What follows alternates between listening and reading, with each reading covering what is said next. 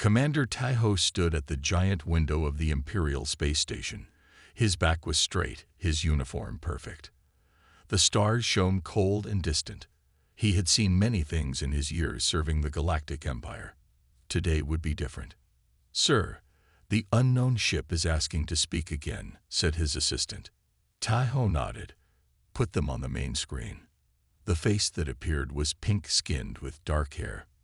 The alien smiled in a way that made Taiho uncomfortable. These creatures looked too much like children of his own species. "I am Jiwu, ambassador from Earth," said the human. "We come in peace and wish to join the galactic community." Taiho kept his face blank. His orders were clear. Emperor Hyunki himself had decided what would happen to these humans. The Empire had ruled the stars for thousands of years. They did not share power. They took it. "We welcome you, Ambassador," Taiho lied. "Dock your ship, and we will meet in person." 4 hours later, Taiho watched as soldiers dragged Ambassador Jiwu to the prison cells. The human delegation had been easy to capture. Too trusting. Too weak. His report to the Emperor was brief. Humans would make excellent workers. Their home system had good resources. Their technology was simple. "Begin the first attack," Taiho ordered. "Take their outer colonies. No warnings." Asterisk, asterisk, asterisk. On the Mars colony, alarms screamed in the night. Jiwoo's husband Sung-ho grabbed their son from bed. "What's happening?" the boy asked, eyes wide with fear. "I don't know," Sung-ho said. "Get your emergency bag." The colony's small defense force never had a chance. Imperial ships appeared from nowhere. Their weapons cut through buildings like paper. People ran in panic as the air began to leak away. Sung-ho held his son tight as they ran for the emergency shelters. A blast hit nearby, throwing them against a wall. He never got up again. Asterisk, asterisk, asterisk. Jiwoo sat in her cell, unaware of what was happening to her family. The door slid open. A young imperial officer named Yi Jin stood there. "The Emperor wishes to see you," she said. The throne room was massive. Emperor Hyunki sat high above everyone else. His eyes were cold as he looked down at the human. "Your species is now part of the Empire," he said. "You will provide workers and resources. Resistance will bring death." Jiwoo stepped forward. "We came to you as friends." "We." Silence. The Emperor cut her off. "You are primitive beings. Be grateful we find you useful enough to live." A soldier burst into the room and whispered to Taiho. The commander's face changed. "The humans are fighting back at their Mars colony," Taiho said. They had hidden weapons. The Emperor smiled. "Good. An excuse to show them real power." He turned to Jiwoo. "Your lesson begins now." On the huge screen behind the throne, Jiwoo watched in horror as Imperial ships surrounded Mars. The red planet glowed as colonies burned. Thousands of people, her people, died as she watched. Something broke inside Jiwoo that day. Something that would never heal. Asterisk, asterisk, asterisk. 2 days later, in the confusion of multiple attacks on human outposts, Jiwoo escaped. An Imperial worker had left her cell door unlocked. She never saw the face of this helper, never knew if it was accident or mercy. She stole a small ship and set course for Earth. In her pocket was a data chip. On it was everything she had seen. Everything the Empire had done. Everything they planned to do. As stars streaked past her ship, Jiwoo made a promise to her dead family. "This is not over," she whispered. "They think we are weak. They think we will break." Her hands tightened on the controls. They have no idea what humans can do. 20 years passed. The Empire thought Earth was tamed. Imperial overseer Sung Min walked through the human city of New Beijing. He looked pleased. Humans worked hard. They followed orders. They built the things the Empire wanted. "Your report is due tomorrow," said his assistant. "The Emperor wants to know how many new workers we can send to the outer planets." Sung Min nodded. "Tell him 15,000. The humans breed quickly." In his office, Sung Min prepared his monthly report. Humans were perfect workers. They were smart enough to learn, but not smart enough to be a threat. Their spaceships were slow and simple. Their weapons were weak. Or so he thought. Asterisk, asterisk, asterisk. Deep under the Pacific Ocean, Hay Newell worked in a hidden base. She was 52 now, her hair streaked with gray. 20 years ago, she had been a young engineer when Ambassador Jiwoo returned with news of the Empire's attack. "Show me the new engine again," she said to her team. The machine in front of her was small but powerful. It used the Empire's own science against them. Hay Newell had studied the data Jiwoo brought back. She found weaknesses no one else saw. "It works," said her assistant Do Hyun. "We tested it yesterday. Twice as fast as anything the Empire has." Han Newell smiled. "How many ships have the new engines?" 500 so far. More every day." Han Newell touched a button on her desk. A large screen showed the solar system. Small green dots appeared all over. Under the moons of Jupiter, inside the rings of Saturn, hidden in the asteroid belt. Each dot was a secret base where humans built their revenge. "And the other project?" she asked. Do Hyun handed her a small black cube. "This can hide an entire moon from their scanners." Asterisk, asterisk, asterisk. Jiwoo stood on the bridge of a ship that did not officially exist. Now 63 years old, she was Admiral Jiwoo. Leader of the fleet humanity had built in secret. Her hair was white, but her eyes burned with the same fire they had 20 years ago. "Status report," she said. "All systems ready," said Captain Min-soo. "The Empire still doesn't know." Jiwoo looked at the screens around her. Thousands of ships waited in hidden places. Millions of people had worked for 20 years, all for this moment. "And our spy network?" she asked. "In place at all major Empire bases," said Min-soo.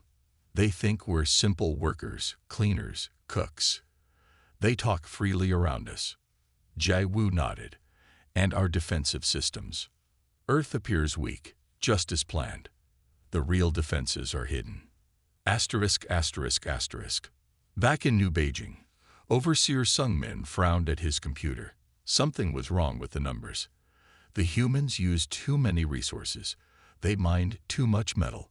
But where did it all go?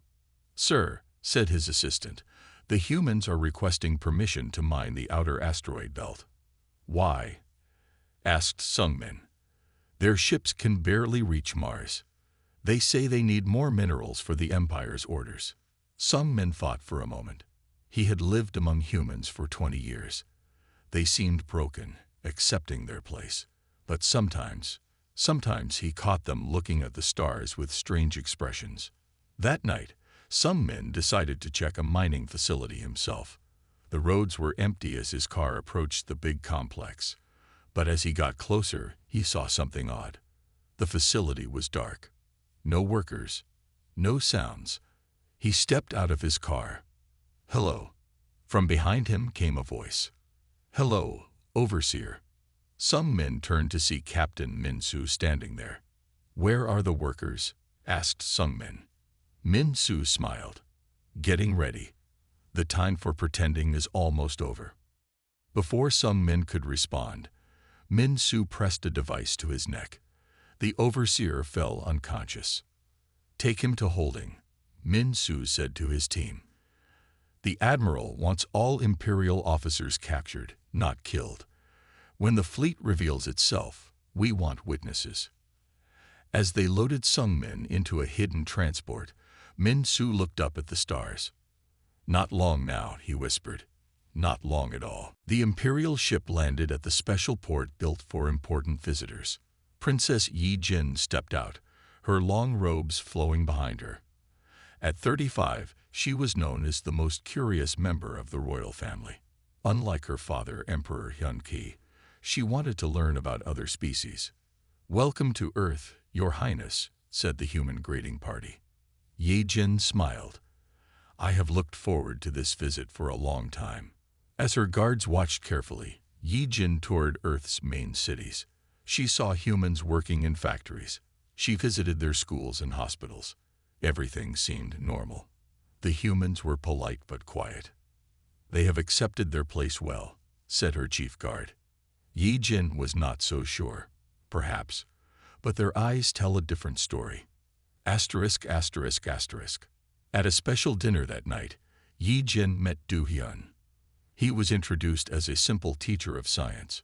She did not know he was one of Earth's top weapon designers. "Tell me about human culture," Yi Jin said to him as they ate. Do Hyun spoke of old Earth books and music.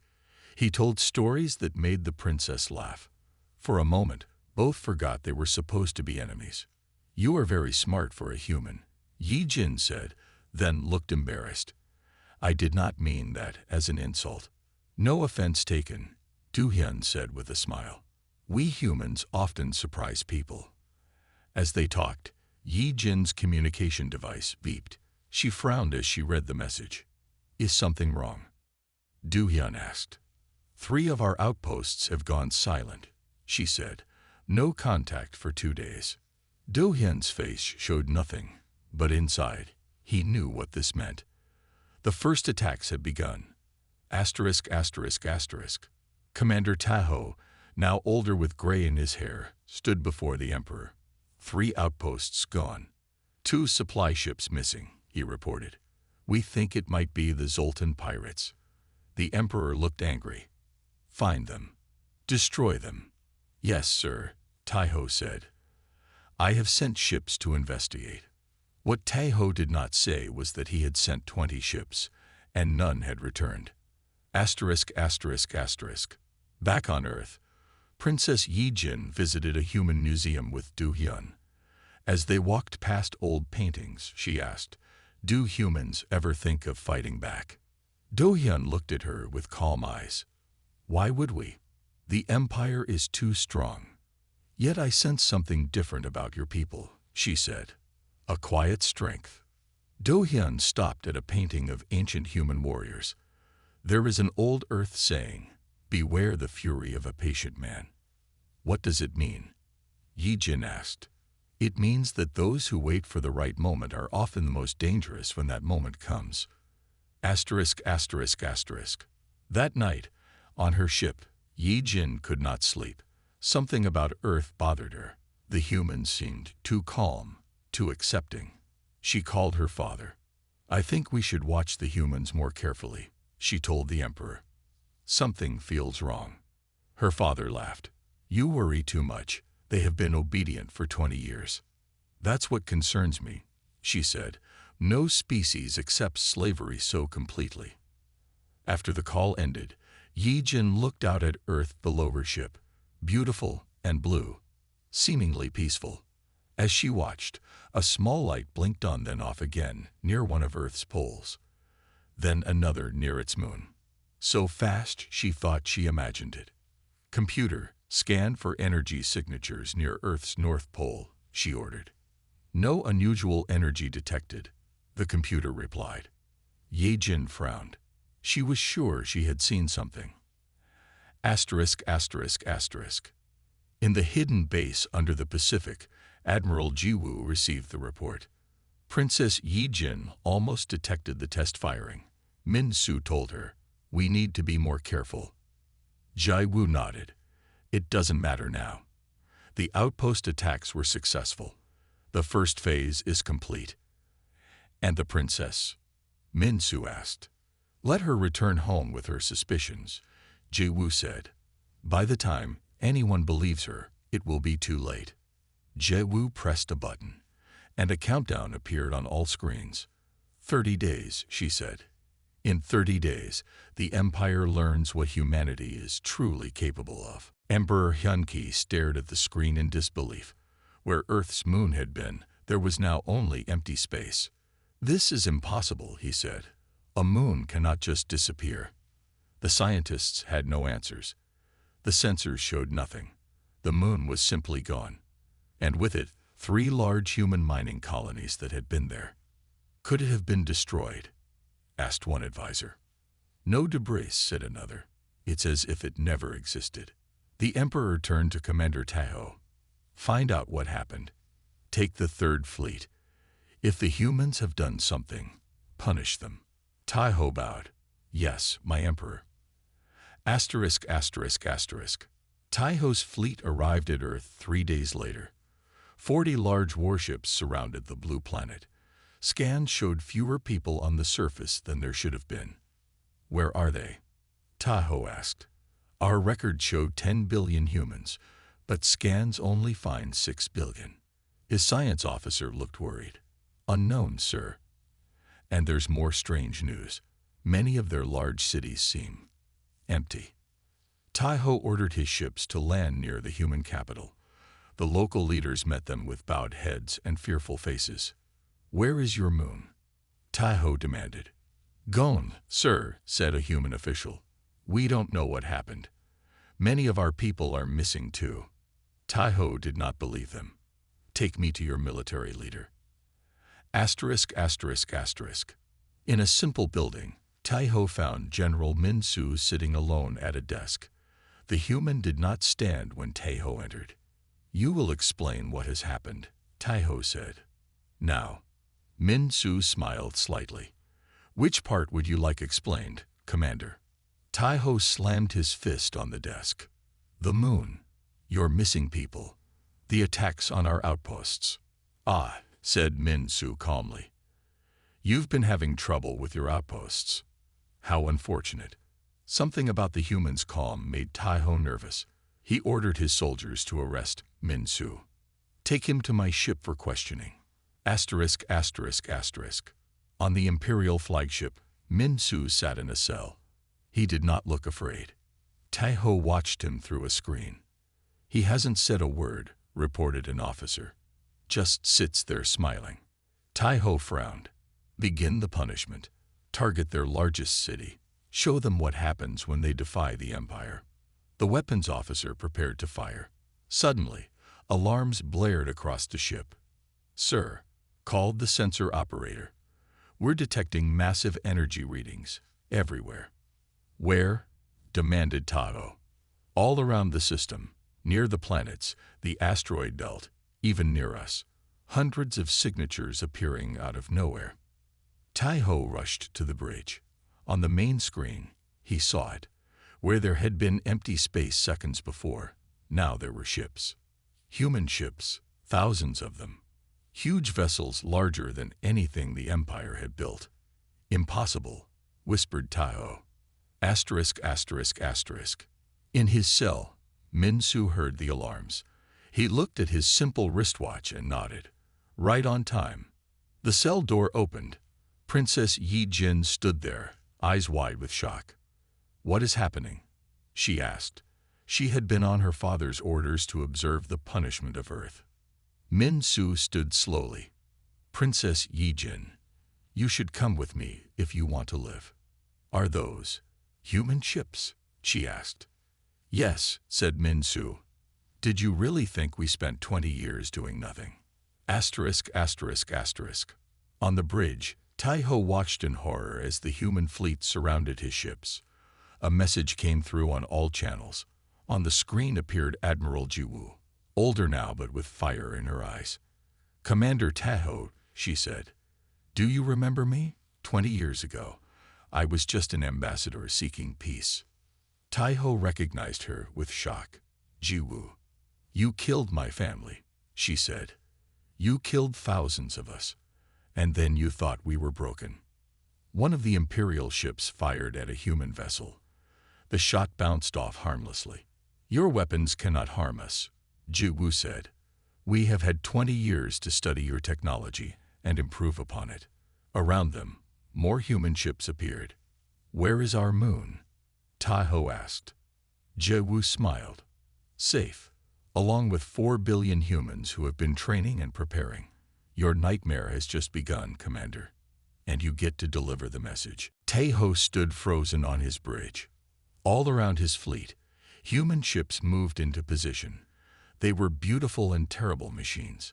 Their dark metal shone in the sunlight. No Empire ship had ever been built so large. Sir, what are your orders? Asked his second-in-command. Fear made his voice shake. Before Taiho could answer, A small ship broke from the human fleet and approached. It docked with Taiho's flagship without asking permission. "They're boarding us," shouted a soldier. Minutes later, Admiral Jiwu walked onto the bridge. She wore a simple black uniform with no marks of rank. She did not need them. Everyone knew who she was. "Commander Taiho," she said. "It has been a long time." Taiho found his voice. "What have you done? How is this possible?" Jiwu walked to the main window and looked out at her fleet. "The day you attacked us, you made a mistake. You thought we would break. Instead, we learned." She turned back to him. "While you saw us as simple workers, we were studying your ships, your weapons, your shields, and then we made them better." Asterisk, asterisk, asterisk. In another part of the ship, Min Su led Princess Yi Jin through empty halls. "Where is everyone?" she asked. "We disabled your crew," Min Su explained. "No one is dead. We are not like you." They entered a room filled with screens.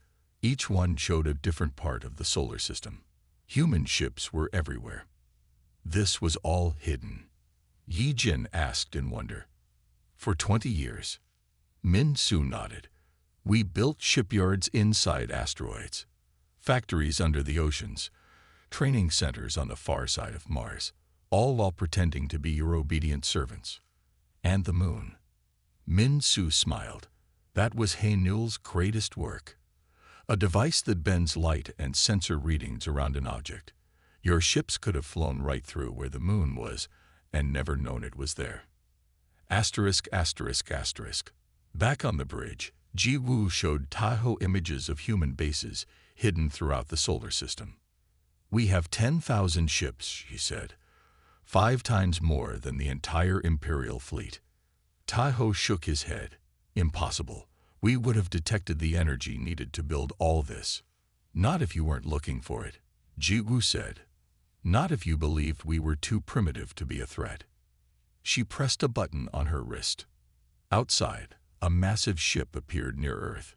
It was longer than any ship Taiho had ever seen. "The Vengeance," Jiwu said. "My flagship, built inside what you thought was a simple mining operation on Mars." "What do you want?" Taiho asked. "Justice," Jiwu answered. "For 20 years, you have treated us like animals. Now you will see what we are truly capable of." Asterisk, asterisk, asterisk. On Earth, Haenul stood in her control center deep under the ocean. Screens showed the human fleet surrounding the Imperial ships. She had worked most of her life for this moment. "All ships report ready," said her assistant. Haenul nodded and pressed a button. "Activate the moon." In space, the empty area where the moon had been began to shimmer. Slowly, the familiar shape of Earth's moon appeared. But it was different now. Its surface was covered with weapon ports and launch bays. "The moon is operational," Haenul said into her communicator. Asterisk, asterisk, asterisk. Jiwu received the message and smiled at Taiho. "Watch," she said. The moon's surface opened in 1,000 places. Small ships poured out, joining the human fleet. "Now, Commander," Jiwu said, "you will return to your Emperor with a message. Tell him humanity is no longer under Imperial control. Tell him we are coming." Taiho looked at the human ships surrounding his fleet. "And if I refuse?" "We will spare your crew," Jiwu said, "but your ships stay with us. Choose quickly." Taiho thought of the Empire, of his duty. But he also thought of the power he had just witnessed. "I will take your message," he said at last. Jiwu nodded. "A wise choice. 1 small ship will be provided for you. The rest of your fleet now belongs to humanity." As Taiho was led away, Jiwu looked out at her ships. 20 years of planning. 20 years of hiding. 20 years of building. "Now," she whispered, "we begin." Emperor Hyunki's face turned pale as he watched Taiho's message. The small screen showed the commander in a tiny ship, his uniform dirty, his eyes wide with fear. "They have thousands of ships," Taiho reported. "They captured my entire fleet. The humans have been building weapons for 20 years. They have technology we have never seen. The Emperor slammed his fist down. Impossible. They are primitives. Around him, his advisors looked worried. Reports were coming in from across the galaxy. Imperial outposts were going dark. Communication systems were failing. "My Emperor," said his chief general, "we are getting strange readings from the jump gates." The Empire had built a network of jump gates that allowed ships to travel quickly between stars. It was how they controlled their vast empire. "What readings?" the Emperor demanded. "Something is coming through. Many somethings. Asterisk, asterisk, asterisk." Chief strategist Junho stood on the bridge of his ship near one of the Empire's main jump gates. He was the youngest of humanity's leaders at only 35. His job was the most important part of their plan. "Operation Thunderclap is ready," he said to his team. All ships in position. Across human space, special ships waited near every Imperial jump gate. These ships carried a new weapon designed by Hanul. It could disable the gates and cut off Imperial communications. "Execute," Junho ordered. The ships fired as one. Energy beams hit each jump gate. The network that connected the Empire's 1,000 worlds went dark in an instant. Phase 1 complete, Junho reported to Admiral Jiwoo. "The Empire is now blind and divided." Asterisk, asterisk, asterisk. On the flagship Vengeance, Jiwoo received the news with a nod. Her fleet was already moving through the gates they had kept open for themselves. The human armada split into 5 groups, each heading to a different part of the Empire. "All ships, begin Phase 2, she ordered. Princess Yi Jin stood nearby, watching in shock. Jiwoo had decided to keep her as a witness rather than send her back with Taio. "You're attacking the whole Empire at once," Yi Jin said. "How is that possible?" Jiwoo looked at the young princess. "We studied your jump gate technology. We found a way to make it better. Our ships can now jump farther and faster than yours." On the main screen, they watched as human ships appeared near a major Imperial shipyard. The Empire ships there tried to fight back, but their weapons could not penetrate the human shields. The battle was over in minutes. "Another victory," reported a human officer. Jiwoo nodded. "Move on to the next target." Asterisk, asterisk, asterisk. In his palace, Emperor Hyun-Ki watched his empire crumble. Reports came in slowly now that the jump gates were down. Each one told the same story. Human ships appearing from nowhere. Imperial defenses failing. Planets surrendering without a fight. "How did we not see this coming?" he asked his advisors. No one had an answer. For 20 years, they had believed humans were weak. They had never considered that the humans might be hiding their true strength. "We must gather our remaining fleets," said the Emperor. "We will crush these humans at our capital. They cannot defeat all our forces together." Asterisk, asterisk, asterisk.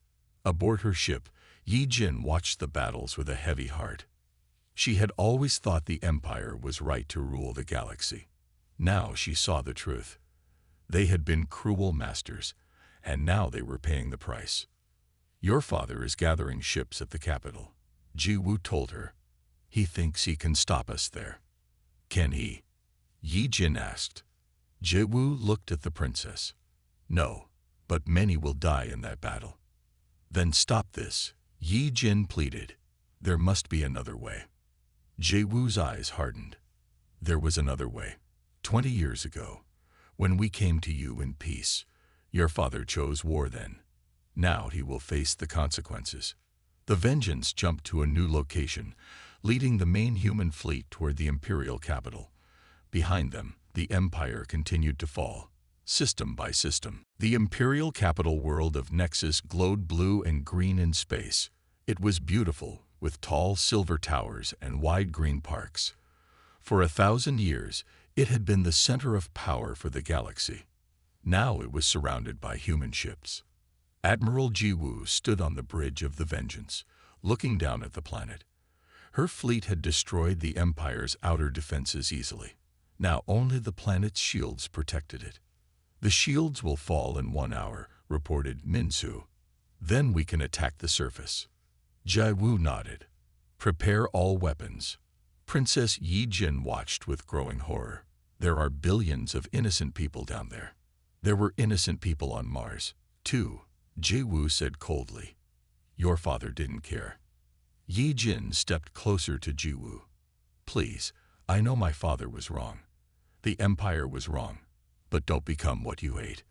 Jiwu looked at the princess. For a moment, her hard face softened. I lost my husband and son that day. They were innocent too. Asterisk, asterisk, asterisk. On the planet below, Emperor Hyun-Ki sat in his throne room. His generals told him the truth. They could not win. The humans have beaten us, one general said. We should surrender. Never, shouted the emperor. We have ruled for 1,000 years. We cannot be defeated by primitives. But deep inside, he knew it was over. His empire was falling apart. Reports came in from across the galaxy. Not just humans were fighting now. Other species that the empire had conquered were rising up. Planets were declaring freedom. A captain rushed into the room. My emperor, the shields are failing faster than expected. And there's more bad news. The mining worlds are rebelling. The slave planets have overthrown our forces. Hyun-Ki closed his eyes. In just weeks, everything he had built was destroyed. Asterisk, asterisk, asterisk. In orbit, Yi Jin received a message from her old friend Do-hyun. When they had met on Earth, she had never guessed he was one of humanity's top scientists. Princess, Do-hyun said on the screen. I have a proposal for Admiral Jiwu. Can you help me speak to her? Yi Jin brought Do-hyun's message to Jiwu. The admiral listened as Do-hyun explained his idea. We don't need to destroy the capital, he said. We can force surrender another way. Jiwu looked thoughtful. Explain.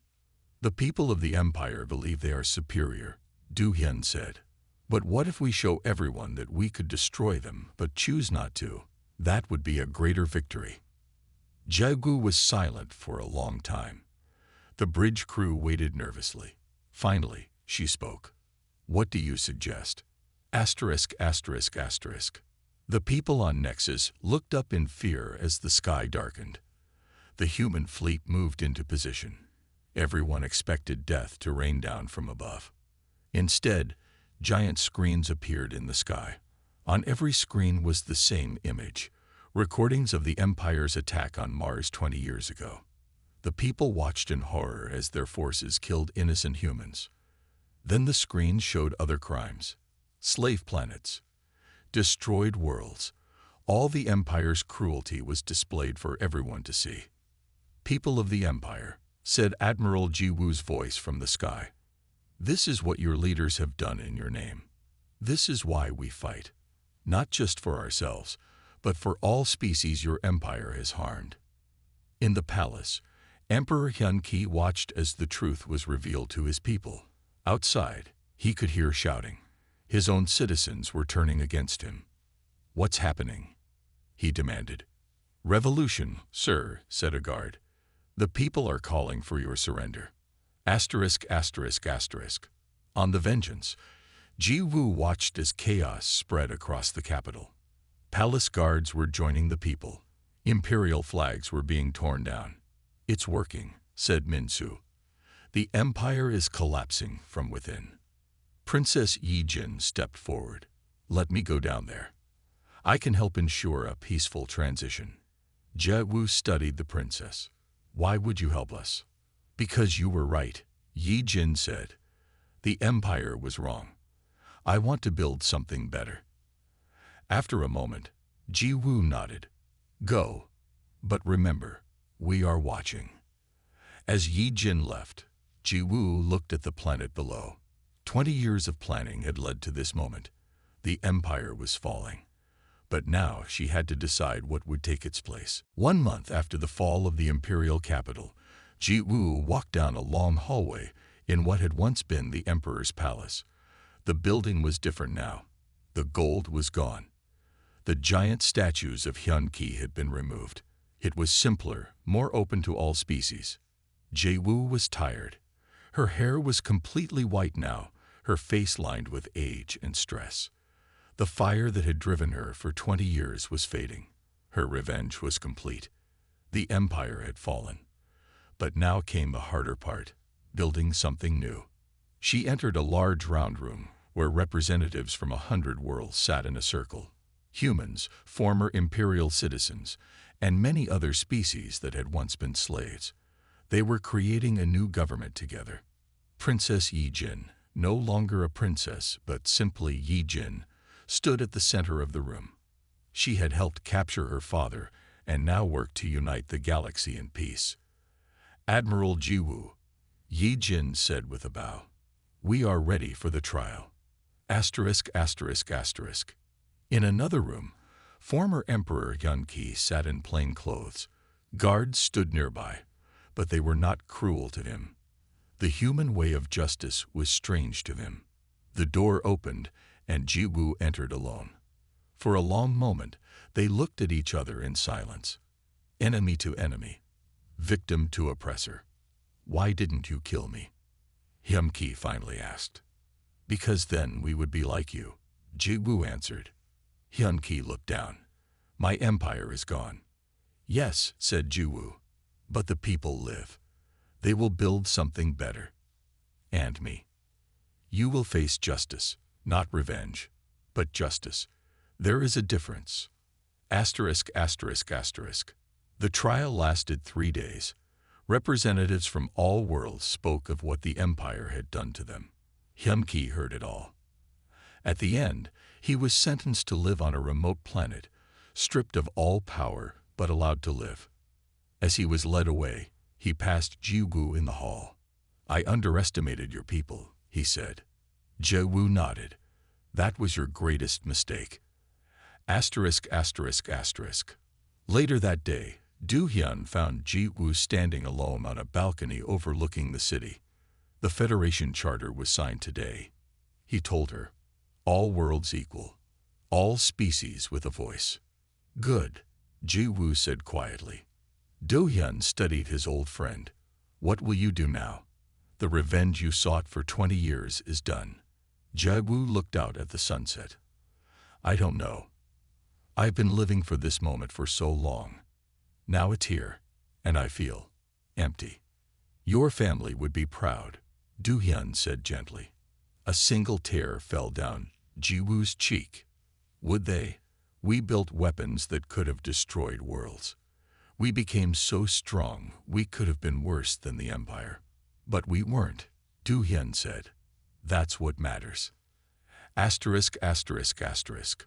1 week later, Jiwu walked through a quiet garden on Earth. She had returned home after giving up her command. Hanul and Min Su would lead the human fleet now, protecting the new Federation. She stopped at a simple stone memorial. Names were carved into it, all those who died in the Empire's first attack. She found the names of her husband and son and touched them gently. "It's over now," she whispered. "We won." As she stood there, a small child ran past, laughing. Jiwu turned and saw a young imperial girl playing with a human boy. Former enemies, now friends. Near them, Yi Jin walked with a group of children from different worlds. She was teaching them about the new Federation. She saw Jiwu and smiled. Jiwu smiled back. Perhaps this was the true victory. Not destruction, but creation. Not revenge, but a new beginning. Above them, in the evening sky, Earth's moon appeared. It was no longer a weapon of war. The ship docks were becoming schools. The weapon ports were being changed to observatories. Like humanity itself, it had transformed. Jiwu looked up at the stars. For the first time in 20 years, she felt peace. "A new galaxy," she said softly. "A better one." And somewhere in the universe, she hoped her family could see it too.